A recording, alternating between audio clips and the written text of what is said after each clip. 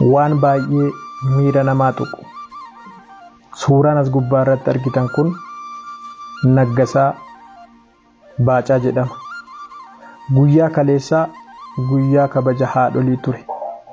Guyyaa kabaja haadholii viidiyoo akkas jedhu kana gadhiise.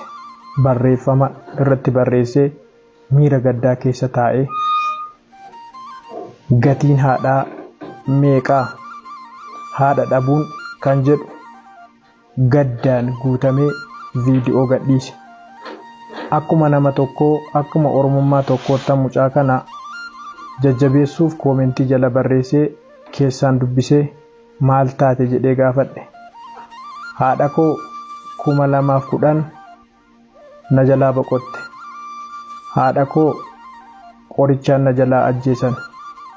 Warra qorichaan na jalaa ajjeesaniif dhiifaman godhee jedhe. Osoo siniiti Oromoo maal jettu? Osoo anaati maalan jedha? Eenyu kan haadha isaa qorichaan ajjeese dhiisee bira darbu? Osoo si'iitiin dhiistaa? Osoo anaati yoo hin dhiisnaa nan dhiisaa? Mucaa kanaaf jajjabina hawwina yeroo hundayyuu jechuudha.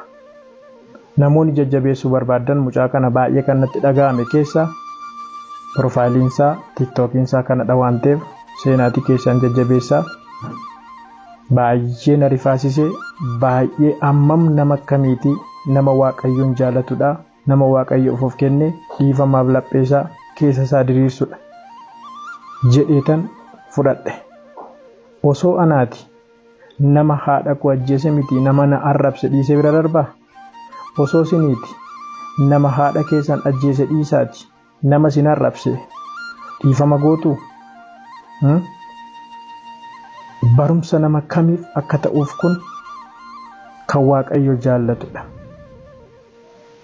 Kanaaf mucaan kun erga gaafichaa qabee nama tajaajilaan of kennee yeroo hundumaa waaqayyoon deemee tajaajiludha. Magaalaa gara magaalaatti dhugaa baatii wangeelaa mootummaa waaqayyoo barsiisuudhaan dheebodhe beela'ee nama hin jenne nama aarsaa of godhee wangeelaaf of kennee magaalaa gara magaalaatti deemee dhugaa baatuu gooftaa Yesuus Kiristoos ta'ee mootummaa waaqayyoo barsiisuudhaan nama beekamu ta'e mucaan kun. Har'a garuu kan natti dhaga'amu waggaadha gara waggaatti yeroo kabaja haadha koo haadholii natti dhaga'ama, haadha koo yaadadhaa jedhe.